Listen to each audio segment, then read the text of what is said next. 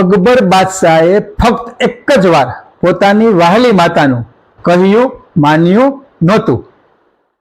માતાએ અકબરને એવું કહ્યું કે ગધેડાના ડોકમાં બાઇબલ લટકાવીને એ ગધેડાને શહેરના ફળિયામાં મારતા મારતા ફેરવવું. એવું કહેવાનું કારણ એ હતું કે ઓર્મઝમાં પોર્ટુગીઝ લોકોએ કૂતરાની ડોકમાં કુરાન લટકાવીને આખા શહેરમાં એક કૂતરાને ફેરવેલો.